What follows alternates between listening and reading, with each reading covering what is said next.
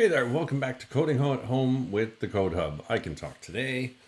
Hey, I think I might be a bit traumatized from Swan's Quest Chapter 2. The adventure gets a bit more exciting. Hopefully you've had a chance to watch the video at this stage and download Chapter 2. If you haven't, don't worry about it. We're going to walk through it today. And if you have and you've tried it out, also don't worry about it. We're going to walk through it today. We'll explain some of the code to you as it is a bit of a step up in terms of coding knowledge. There's a lot of advanced techniques in there, and we'll show you where to go to look for help if you ever get stuck. So let's jump over to the iPad, and we're going to try something a little bit new because we're going to have our audio playing here. So let's jump on over and check it out. All right. So if you didn't yesterday, you should go off to Safari and go to thecodehub.ie/playgrounds. And I noticed that my screen isn't updating there, so let's take a look.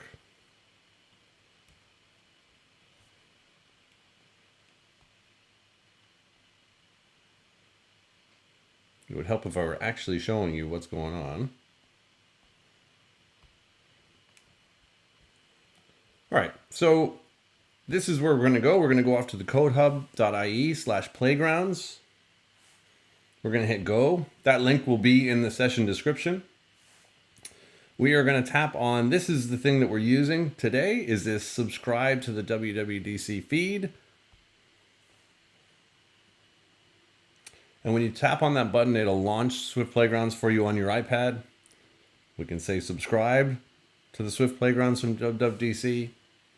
And it'll tell me that I'm already subscribed.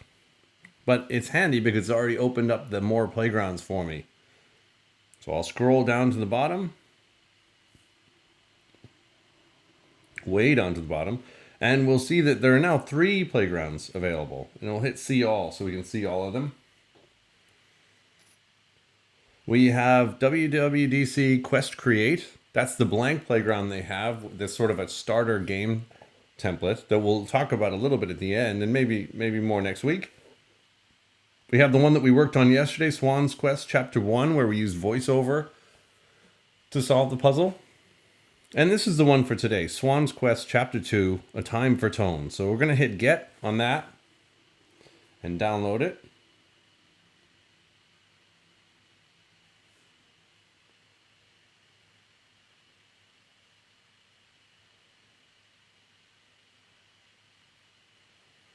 Now, again, if you're not sure where I'm getting these from and what I'm talking about, Swan's Quest, if you've just joined us, I'm going to go out to the developer app.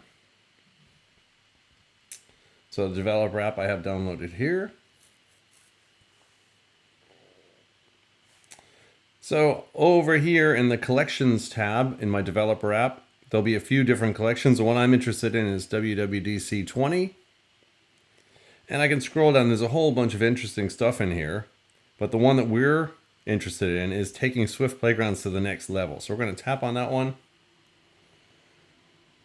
We can see a few sessions coming today. This one ought to be exciting. Building a Swift UI view in Swift Playgrounds.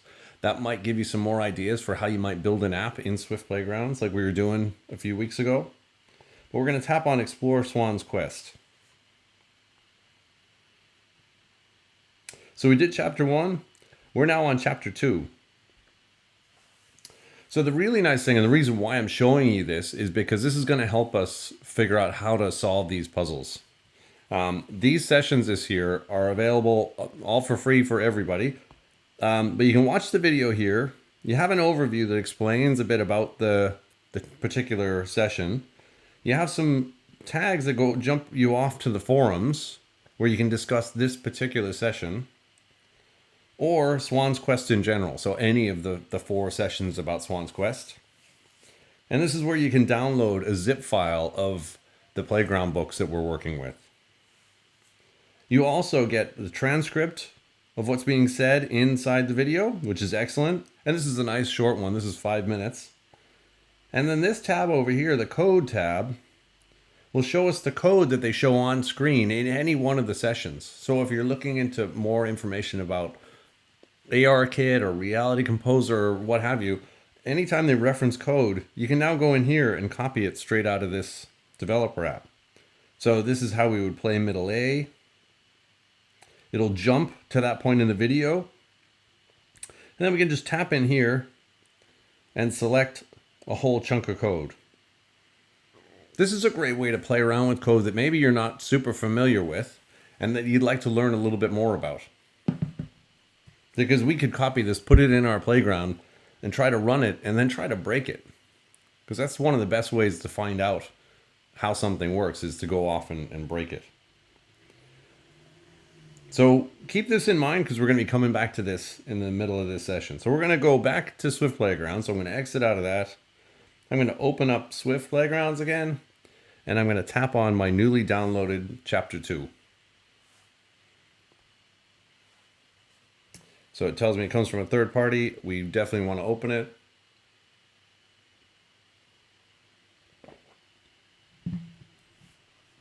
Okay, so we're back talking to the lizard again. So we'll hit run my code to find out what it is we have to do in this playground. Because that's our only instruction at the moment. Just it says touch run my code to continue our quest. We have this tone output thing here.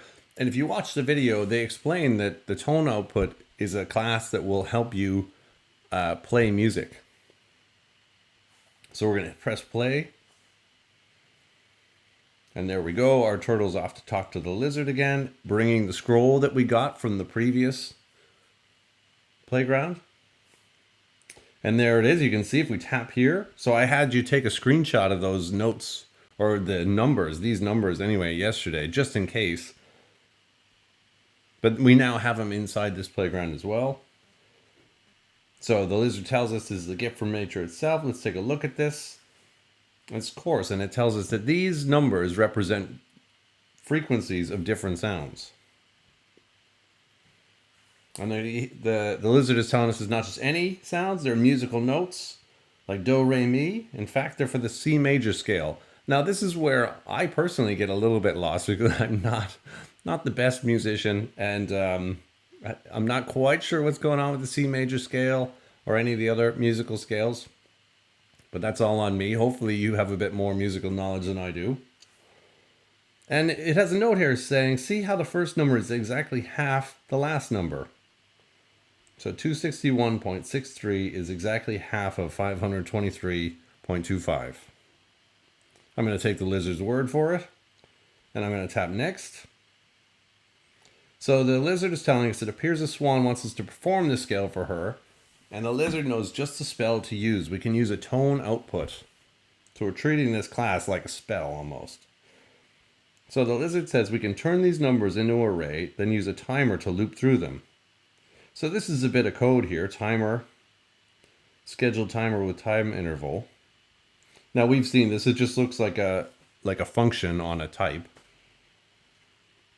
So we're going to add that into our performance function here. Because what's going to happen is this performance function is going to get called. It's going to run our code.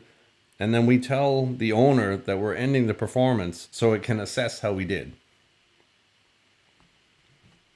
So we're going to create a timer loop. And we'll need to play a tone. All right, so let's try that out. So let's go back for a second. And let's look at this timer.scheduledTimer. Let's start typing that out. Now there's a whole bunch of things in the autocomplete bar. It would take me forever to get over to the T's. So let me just type T for timer. There it is. It shows up in my autocomplete bar. So I'll do timer dot. You can see scheduled timer with time interval. Okay, so we'll go over here. I'll actually start typing SC. Here it is. Scheduled timer with time interval. Repeats, and then there's this block thing at the end. We'll talk about that in a little bit. So the time interval is just when this thing is going to fire, this timer is going to fire. So we will have it fire right away, I suppose. We can say whether or not it repeats. So the timer would reschedule itself to fire again in a little bit. So let's tell you what, let's not do it in 0 because that would be a little crazy. Let's do it in 0.4. We'll say false because actually we'll just play one note for now. And then in this block, we're just going to hit return. This is a funky looking syntax. We've got a timer type inside parentheses that looks like a parameter. We've got this arrow and void. This kind of looks like a function that we might write, except we're missing the function name. And in fact, that's kind of what this is. It's an unnamed function or a closure. So when I hit return, some magic happens here. So the parentheses actually moves up to the end of my false for repeats. I get a brace here. I have to name my timer parameter, so I'm just going to call it timer with a lowercase t. And that says in and then code. And this is going to be the code that repeats inside the timer. Now this is an advanced bit of coding here. We haven't touched anything like this yet. And maybe when we get into the Sonic Creates workshops and playgrounds, maybe then we'll play around with some more. I haven't played with those playgrounds a lot. But this is a hugely powerful one and something that you might want to use inside your playgrounds because it'll allow you to write some code and have it run at a later time. All right, so now we want to write some code in here. And if we go back to, because if I try running this, I'm going to have an issue because that's a placeholder still. So let's run well, if we can't run our code, let's tell you what, let's comment this one out. Because we can't see our instructions because we need the playground to build for us to be able to see the instructions. So let's press play. We see the turtle go up and talk to the lizard again. All right, he looks at the thing. He tells us it's frequencies of different sounds. C major scale. Tells us about tone output. There's our timer. So inside this timer loop that we've just written, we need to play a tone. So we're going to write code on the left like so. Let middle A equal, and then we're going to create a tone instance, right? This is a type, and this is an initializer. And we initialize a tone with a certain pitch and a certain volume. Now, if you want to be really obnoxious, you could set the volume to something higher than 0.3. You could set it to 1.0 and see what it sounds like. But inside the timer, we're just going to have it play that and see how we get on. So let's do that. Inside the timer loop, we're going to hit return using this key down here. We're going to type let middle A, and we're going to have it be equal to, let's go find tone. We're going to start typing tone. We're going to use this initializer here. We have two options, this from decoder or the pitch.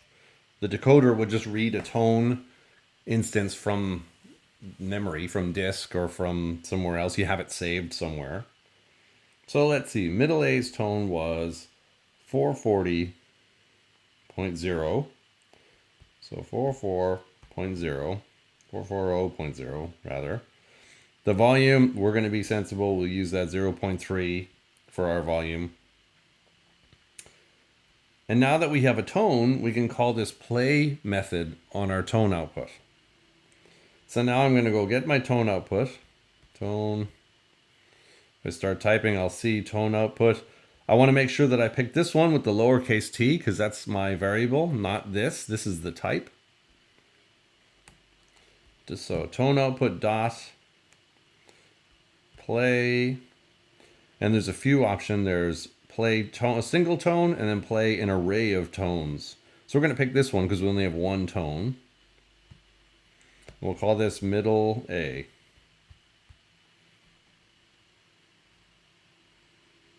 Okay, well, let's try running this.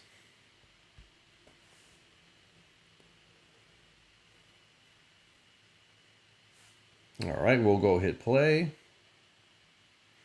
We go to the lizard's house again. We're going to hand him the scroll. He takes a look at it. Says there are different frequencies of sounds. C major scale. We're going to use a tone output. Cool, we're on that. We've set up our timer. We have no build errors at this stage. We're going to practice that now. So we're going to hit the next arrow. And we'll see if my sound is actually working here.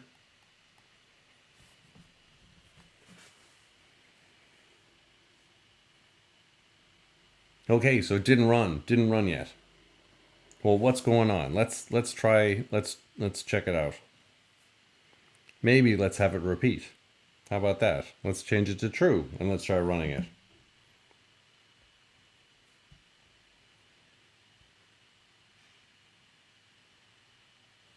We're going to hit play.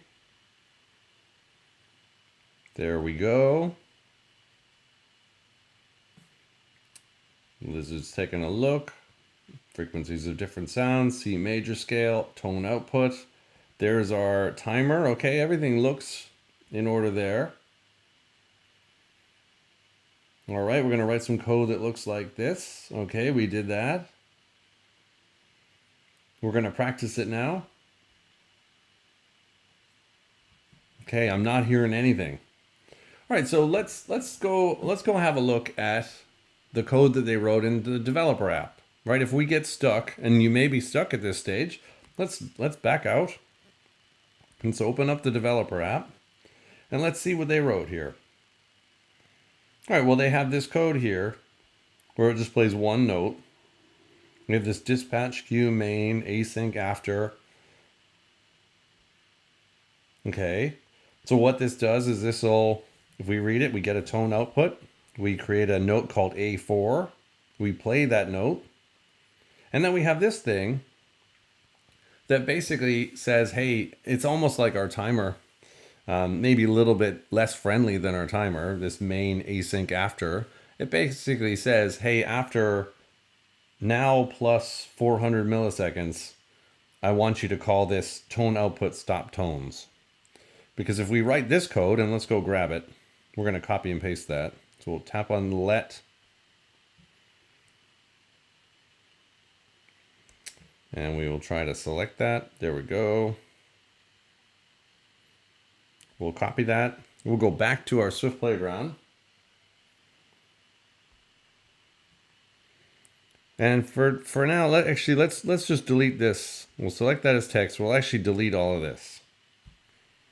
And inside our performance, what we're going to do is we're going to paste this. And we'll run our code now.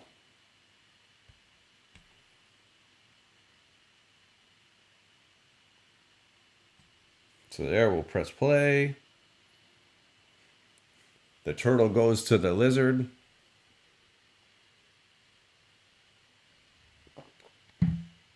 Takes a look at the scroll. Frequencies of different sounds, C major, tone output. Okay, we're not going to do that for now because we're going to use this pasted code that we have in here. We're going to practice it now. Okay, so I'm still looking at sound, for crying out loud. Let's try that again. I'm going to run my code. And we're going to try that again, this time with the sound on. So hopefully you can hear it. Maybe you did hear it. It's just me because I don't have it turned on my Mac. So here we go. We bring the scroll again. We look at it closely. Frequencies, C major, tone output, scheduled timer. So now we're going to practice that. Excellent. Okay, cool. We just played our one tone. So now that we've managed to play a sound, because that's all that they were looking for this particular playground, now the adventure continues on the next page. Now we might go back and tweak this later and say, all right, well, let's play around with these different parameters. Let's change the deadline for this task to run. Because basically what it's doing is you can imagine it like it's a set of water slides, and there are 3 water slides at the park. And Till now, we've only been running down the one water slide. So we have a giant line of kids all lining up for that middle water slide. And we all have to wait for everything to go down the water slide. Well, this dispatch queue says, actually, we can start sending people to the other water slides on the edges. So what we do is we send this task here where we stop the tones. We say, all right, cool, just wait 400 milliseconds so that we don't land on anybody below. Wait 400 milliseconds and then run this command, stop tones. That's kind of what we're doing here with this dispatch queue. Because if we had called stop tones right away, it would play this. We would barely hear this because the iPad is going to process it so quickly. It'll call this play, it'll start playing the tone and immediately stop all tones. So we'd never actually hear the sound. It would be working, our code would be running, but we wouldn't actually get the desired result. So let's go on to the next page. Let's hit this arrow here. All right, so thankfully, the lizard wrote down the scroll numbers for us.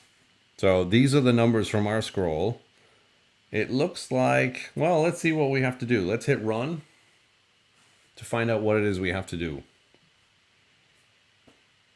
Okay, so we're in the Great Hall with the swan.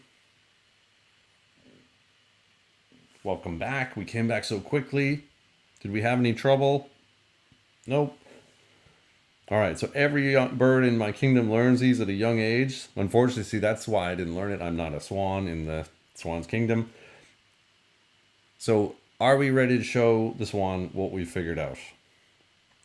Okay, well, we've we failed because we haven't written any code yet.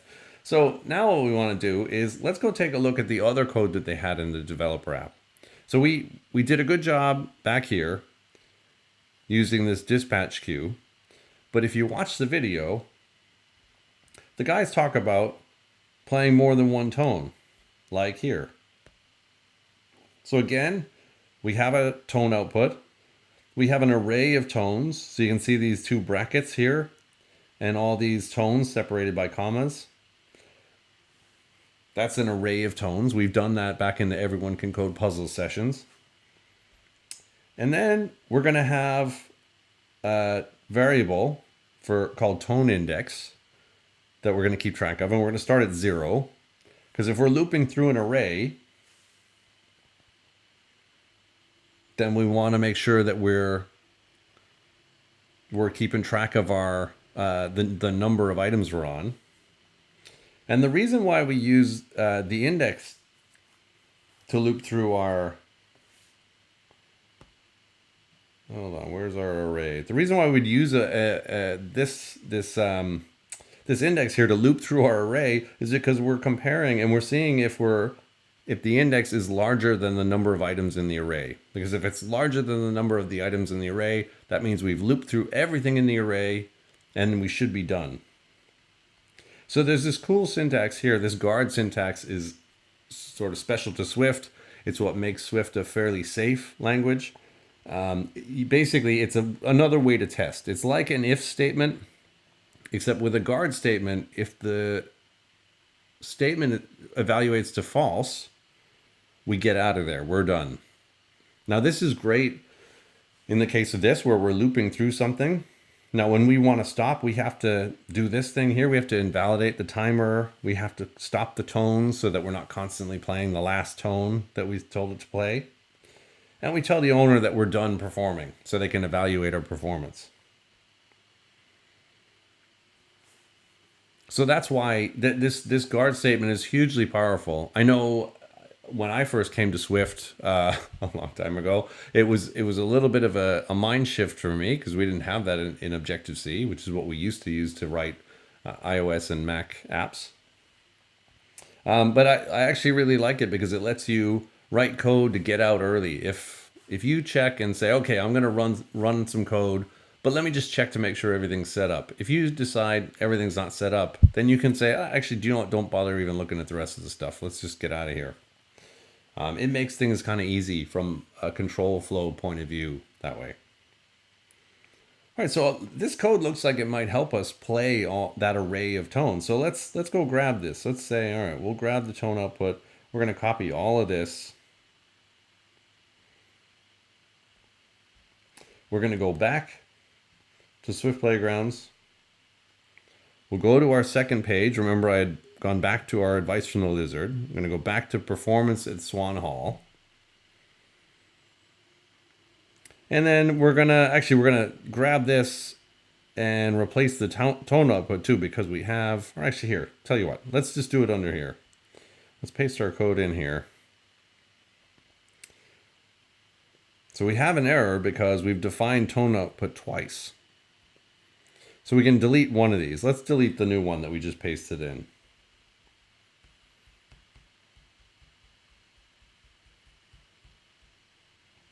Okay, all right, so we have our tones. Now these aren't all the tones. And in fact, if we run this, let's try running it just for kicks and see how we get on.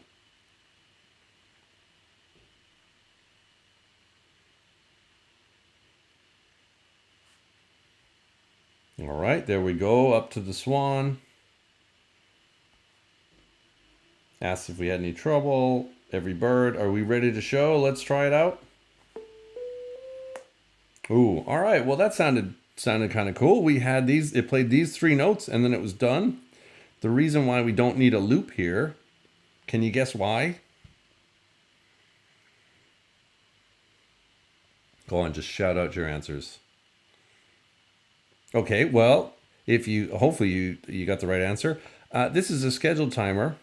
This will actually repeat this code for us. So everything inside this block will repeat. And what we do is after we play a tone, we say, okay, well, let's take the tone index and add 1 to it.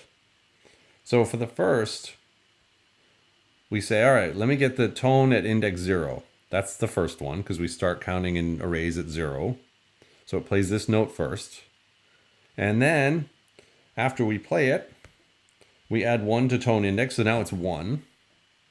And when we say, hey, give me the item at index 1 in tones, it gives us this one. And then the same thing, we get the next time we go through, it's 2, and so we grab this one. And then it's only when tone index is 3, we get here and it says, hey, if tone index is not less than the tones count, we need to execute this code here. So we stop all tones, we invalidate the timer, which means it'll stop repeating, and then we tell the owner that we're done with the performance. So let's fix this. Let's add a few more tones here. So I'm going to take the numbers right from here. And there's a few ways you could do this. This is nice because they have an array for us already. We could actually create a loop to build this tones array. But let's do it the kind of brute force way. So let's say, so instead of 440, we'll start with 261, 61.63. The next one will be 293.66. 293.66. And if you're like, where is he getting these numbers from? It's just up here. These are the numbers from the scroll. So now we need 329.63. So 329.63. I need to add another item to the array because we need to have all of these in here. We need to have 349 all the way up to 523. We can add other items by tapping on the end and saying add item.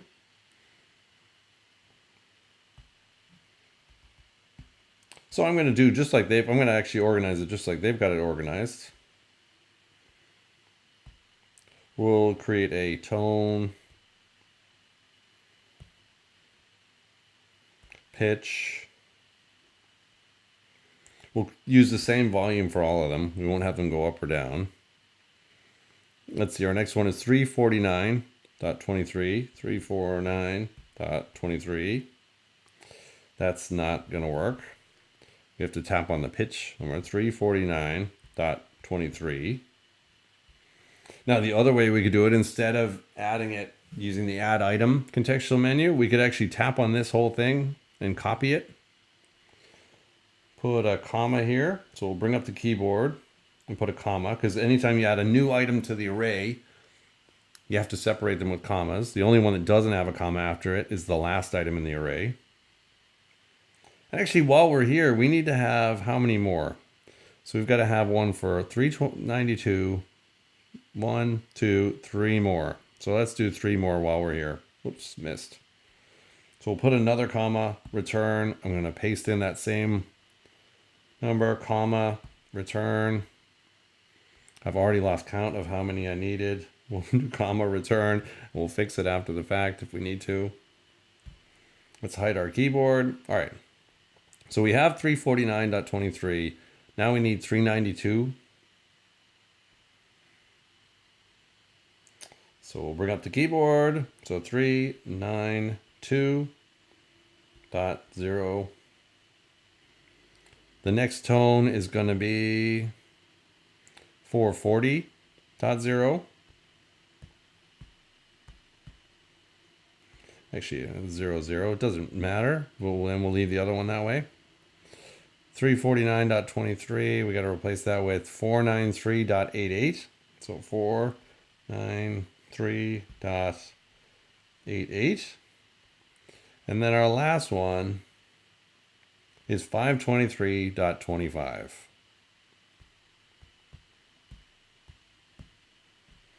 Okay, cool. All right, I managed to count correctly. Great. So we have our array of tones that match the numbers in the list that we were given on the scroll. Let's try running it and see what the swan says.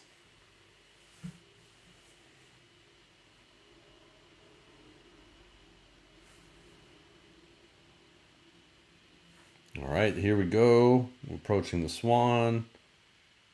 Did we have any trouble? Not too much. All right, let's show off what we've learned. So we're going to hit next. All right, we did it. Now, even though it said you're so close to the beginning, we did it. So we passed the swan's first challenge. So now we're ready for something more complex, and the swan is giving us another scroll. Let's take a look and see what's in there. Okay, all right. So me as a musical non-genius, I'm in a lot of trouble for this next challenge. But cool, this is cool. For those of you who can read music out there, you're thinking, oh, this is great. I can handle this next challenge. So tonight at 6, they're going to launch the next chapter of Swan's Quest. We'll be watching it again. We'll add the playground to our playground feed so that we can get set up for tomorrow. And we can go through this all again. So the music on this scroll is a favorite tune of the Swans. She would hum it as a child, especially when Alfred swims in her parents' lake. So we have to study that and then come back when we're ready to perform in this hall.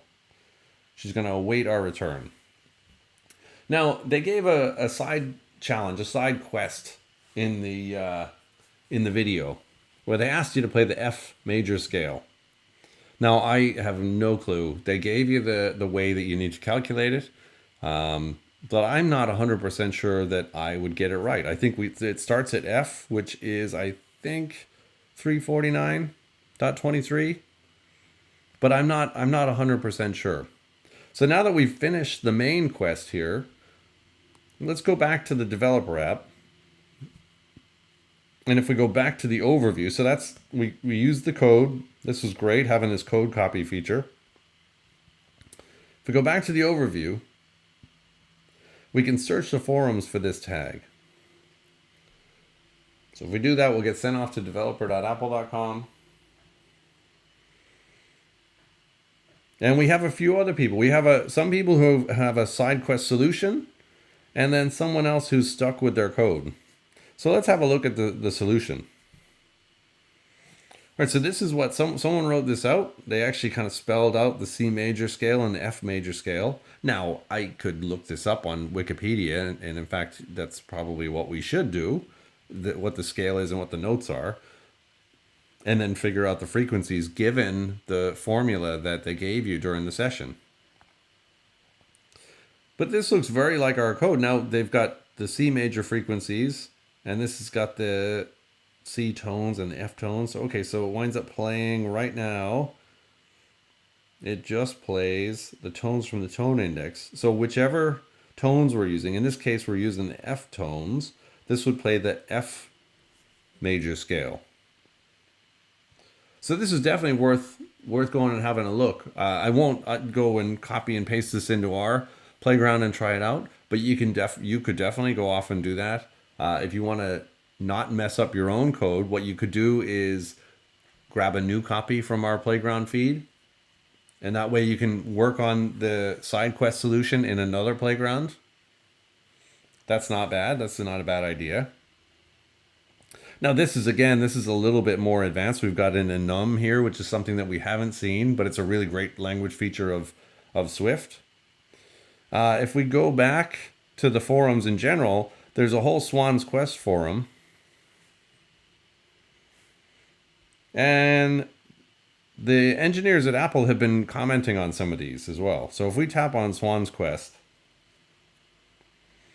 we can see that we get some replies from, well, people like me, but you also get replies from the Apple engineers, and they encourage you to look at Swift enums for chapter 3 and 4.